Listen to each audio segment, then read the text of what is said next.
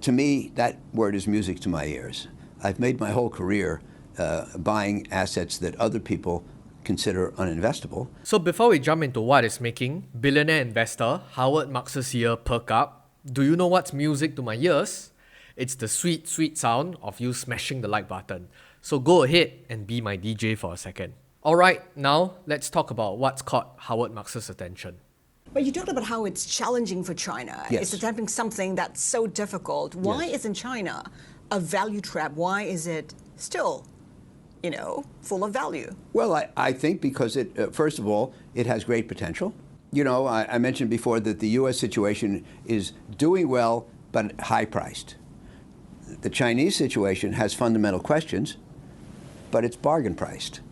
Which is better? You can't. It's all investing. It's a matter of relative choices. Many people in the investment community describe China as uninvestable. To me, that word is music to my ears. I've made my whole career buying assets that other people consider uninvestable. Clearly, China is on the pile of things that people feel ill about. That doesn't mean that you should buy everything on the pile, but that's where you look for the cast-offs and the bargains. Yes, we are back to the whole topic of investing in the Chinese market again.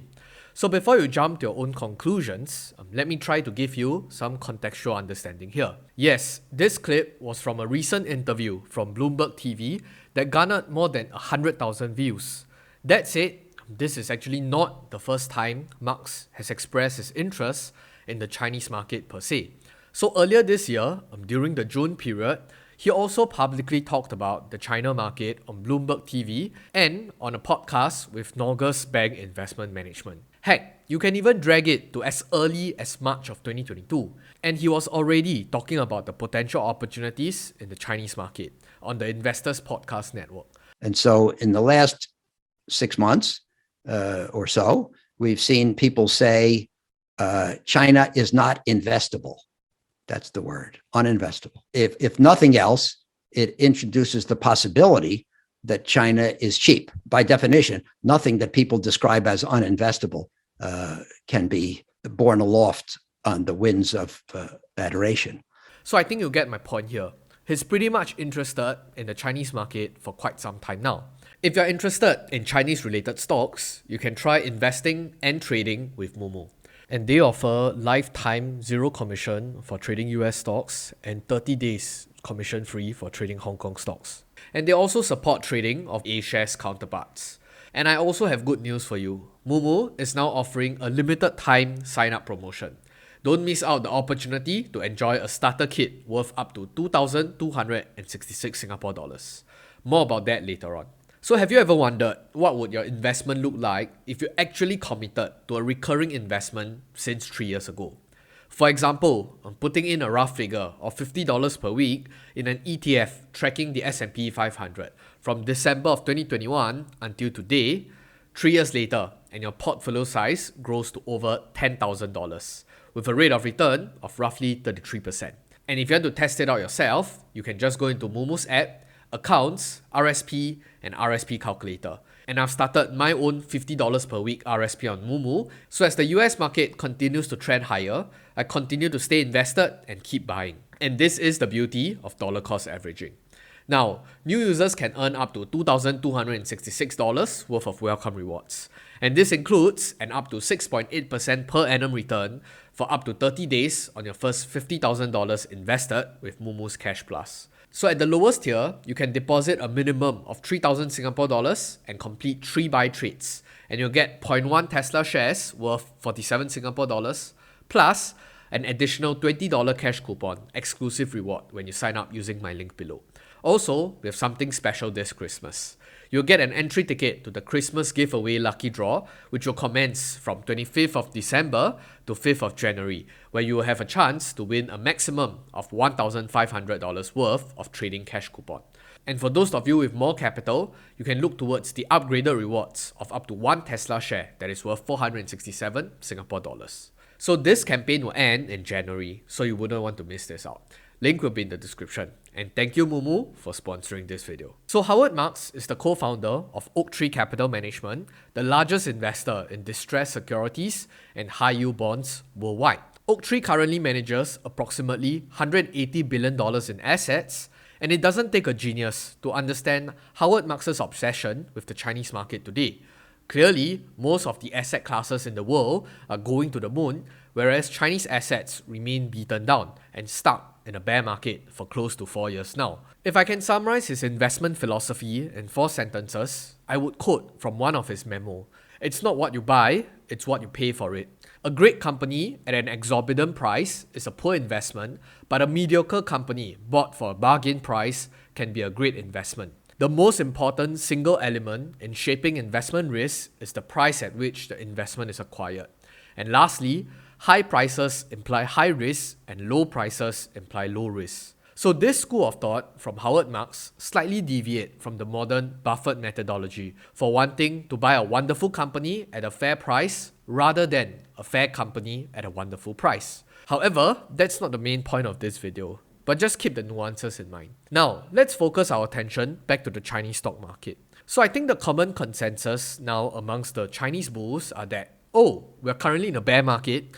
Do you know how much the Chinese economy has grown over the last 10, 20, or even 30 years? General valuations across the board are unfairly punished. And especially in a bear market, it's a classic case of throwing the baby out together with the bathwater.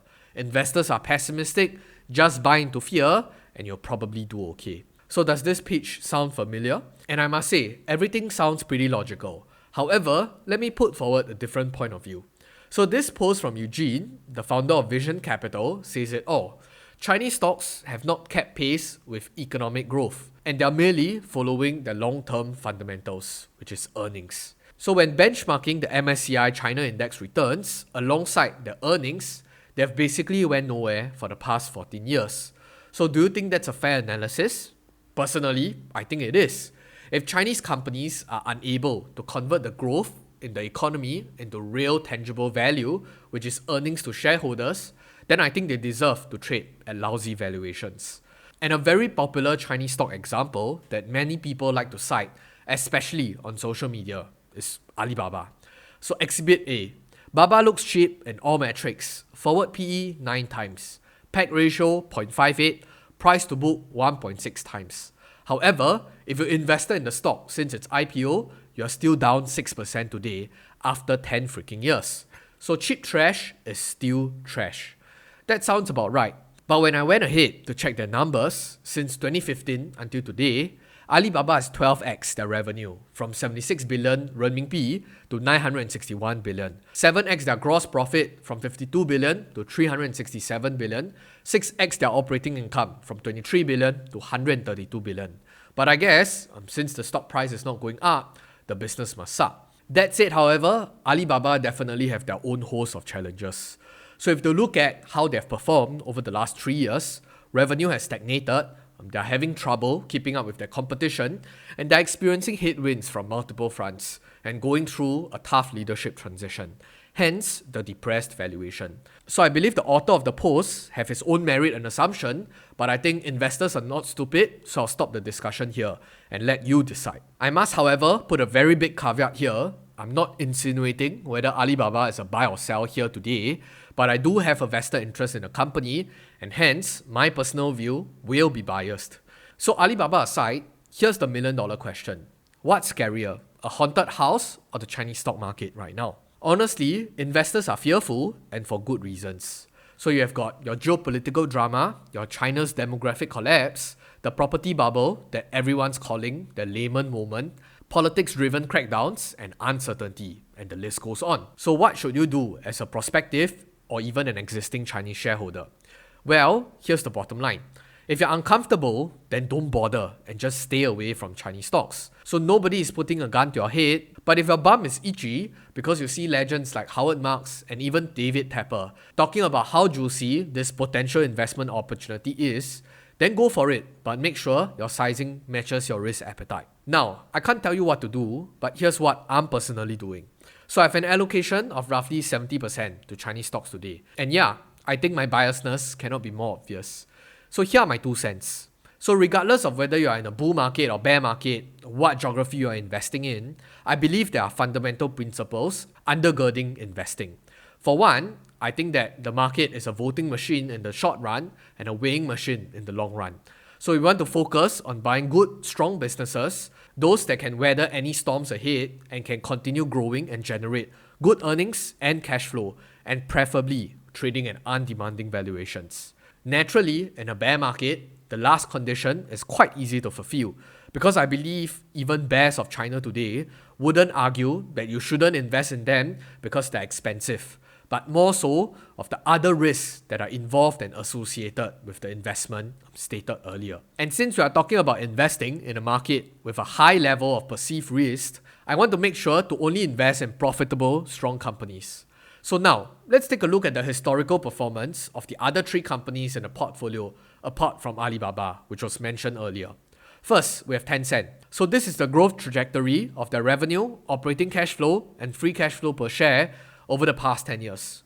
Looks good enough? Next, Maotai. So here's their revenue, cash flow from operations, and earnings per share growth over the past 10 years. Looks okay? Lastly, we have Haidilao. And this is their revenue and cash flow from operations for the past 6 years. I think you'll catch my drift. So I'm not buying into a black box of an ETF that has earnings stagnated for 10 years. They are all companies that have strong track record of growth. However, let's not forget that the market is forward-looking in nature, and now, clearly, there's a boatload of uncertainty and question amongst investors. Therefore, everyone across the board is getting punished. So it really comes down to what your expectations are for the coming few years ahead for many of these Chinese equities or Chinese names. Yes, they all have their own set of challenges and issues, which is why their valuations have all taken a hit. So Haidilao used to be a high growth stock with great prospects, but they've since lost their story.